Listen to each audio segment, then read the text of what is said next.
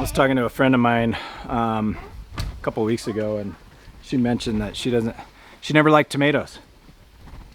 Never liked tomatoes until she had an actual homegrown tomato, because all she ever ate was the tomatoes in the grocery store, which everyone knows tastes like cardboard. Yep. Right? So super sad. It makes me sad that it shouldn't be like that, right? It should not be like that. There's more over here. There's more, Bubba. I'm coming. The fact that we are in such a society where people grow up thinking they don't like tomatoes because they've never had an actual tomato, it makes me super sad. So it's fun. It's fun to do this stuff. I mean, this I think this big tomato plant here is my favorite one, which is the sun gold. Oh my gosh, the sun gold tomatoes, the cherries, they're orange. They are so good. There's tons of green ones. They haven't turned yet, so I'm hoping. Oh, put them in here. No. Hoping that when they start turning that they're orange and not red. Hi, what'd you get? Oh, that. What are those? Mama picked it. Mama picked it? Yeah. Okay, I think those are cucumbers. We're gonna make pickles. Pickles. Yeah. So we still have pickles. Natalie canned and made pickles, and we still have pickles from last year. So she'll do you know, like dill, and then what are those other ones called? Bread and butter. Those are good. I'm coming. Well, we got one of these and no one is eating them. We think, based on last year those sun golds, the sun gold plants just went crazy. So we're thinking that that's what that one is. So it's gonna be hot again today. Thankfully, we're in the 80s.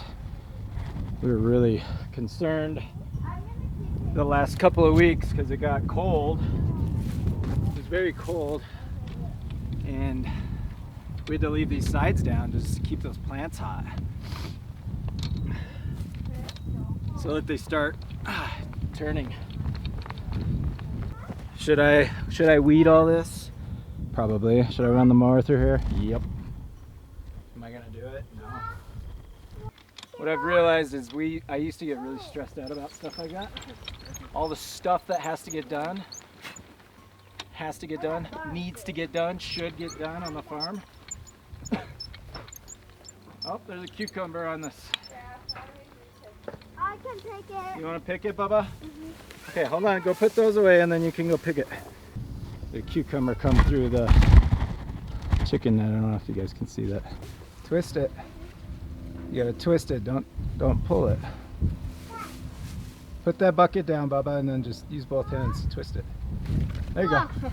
That's how I do it. Good job. Holy moly. Look at that. We got a lot of these. Hey. Cucumbers. That's a cucumbers. Lots of cucumbers. Yummy. Probably gonna be a pickling day. Whew. All right, so the theme of today is what? How much time is this really gonna take, and how much time to allocate to this stuff? Like I said, our first few years here, I think I've talked about this, really, I guess, overwhelmed and like, hey, I gotta get out, look at this. This is all overgrown.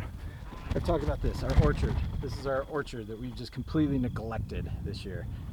Got all these nice trees, apples, pears, plums. We've got raspberries, elderberries growing. We didn't give it the attention it needed this year. It's fine. It's okay. Non-negotiables, right? So our non-negotiables as a family is, and again, this was implemented by my 8-year-old at the time. I think she was 6 or 7, Evie. We rest. Sunday's our rest day. We unplug. Saturday nights, before we go to bed, we put our phones on airplane mode. They go in the laundry room.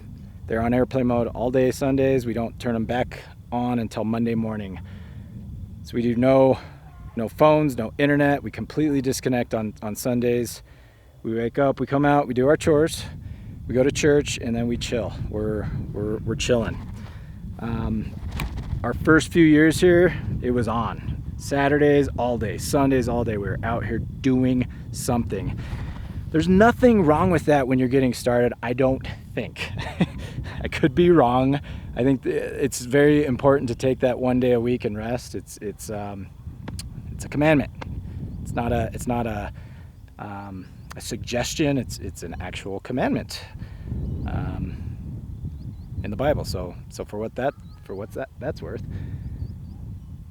However, when you're getting up and running, you're building infrastructure, you're getting everything going. I get it. I get the need, and it's fun. You want to be out here accomplishing things, right? And we did a lot of that. Saturdays and Sundays, we worked Monday through Friday. Saturday and Sunday, we were out here doing whatever we needed to do. So we take Sunday rest day, and this is the result. You get an overgrown orchard, whatever. I'm okay with it. All right, so am I ever gonna land this plane with you guys? Sorry, I'm all over the place. If you haven't picked up on that, that's just who I am. Let's call it an hour and 15 in the morning, 15 minutes in the evening. Is it worth it to raise your own chicken, raise chicken for the year, turkey for the year, pork, a beef, and a milk cow? Have milk all year long. It can be done. Hour and 15 in the evening, hour and a half. And you work with your schedule, right? Again, the biggest chores are going to be in the morning. So get up earlier, right? I mean, it's like Grant Cardone. Grant Cardone talks a lot about beating the sun up. You know, always beat the sun up. Your goal should always be to beat the sun up. And I operate that way. Over time, it just becomes normal. I mean, even on the weekends, Saturdays and Sundays, I'm up by like 4:30 or 5 just by default. I want to be sleeping in, and I can't. I'm up, my brain's going, I got to get up and start moving. But a lot of that is, gosh, in my younger years, I used to stay up so late. I'd stay up till 1 o'clock, 2 o'clock in the morning. I just don't do that anymore. I mean, we're in bed by 8:30, 9 o'clock. In the summer, it's closer to 9. In the winter, when it gets dark early, we come out and do chores at like 4 o'clock. It's awesome. Our whole family will come out at night. During the summer, Natalie and I do the chores because kids are in bed before it gets dark. But in the winter, we'll come out at 4 o'clock because it's dark. Put the chickens away, put the cows away. In the winter, that's all it is. And the chickens are in the high tunnel, typically. So you're just checking on them. Get the cows, put them away. We come out as a family. We go in, eat dinner, and you're good to go. I'm in bed by 8 o'clock sometimes during the winter, which allows me to get I'm like a 6 to 7 hour a night guy. So if I can get 7 hours, look, if I'm in bed by 9, 10, 11, 12, 1, 2, 3, 4 o'clock. Wake up at 4. If I wake up at 3:30, I'm still getting 6.5. And if that's the time you're just shifting. You're shifting time. You're going to bed a little earlier, waking up earlier to get your chores done. If this is what's going on.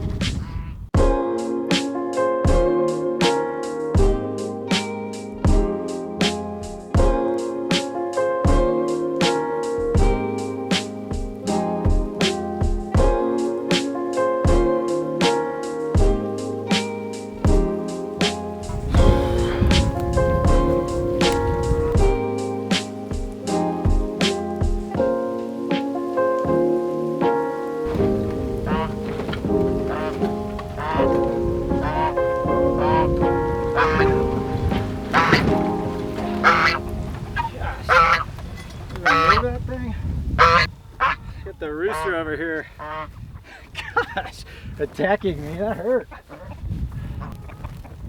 They do this thing with their legs. He got me right on my calf. I mean, that hurt. Seriously, gonna have like a Charlie horse from that rooster. I don't care. It's my kids. My kids can't come in here because I've got roosters that are jerks, you know. But they jump up with their legs and like do this swivel thing with these massive, their legs. It hurts. See how he does that with his legs? So back to the timing thing. First thing you need to ask yourself is, what are your goals? What are your goals? What do you want to accomplish? What food do you want to raise? Can it even be done? Can you justify shifting time, right? Can you free up an hour and a half? Call it 2 hours, whatever. And start time shifting. You know, if people say, well, I can't get up early. I disagree with that statement. I think that's just a blanket statement that it's just not true. You can get up early. Your body's just not used to it right now. So a great method that works for that is 15 minutes. 15 minutes a week. So knock, you know, say you go to bed at 10. Say you go to bed at 11, I don't know. And you're waking up at 6. Okay, so you're going to bed at 11, waking up at 6. And you want to wake up at 5. Week 1, instead of going to bed at 11 for a full week, go to bed at 10:45. Yes. I think the other thing I would highly advise is just don't do it all at the same time. If you're going to jump into this, the worst thing in the world you could do is buy hens, buy meat chickens, buy the turkeys, buy a cow. Don't absolutely do not do that. Start with hens. Start with hens. Start slow. Our first year out here, it depends on what you feel like you can handle. Sun. Why is it from the sun? It's a muddy mess over there. I'm making a river. No, I don't want a river right I'm not a baby. there. Nope. No thanks. Dad? Almost.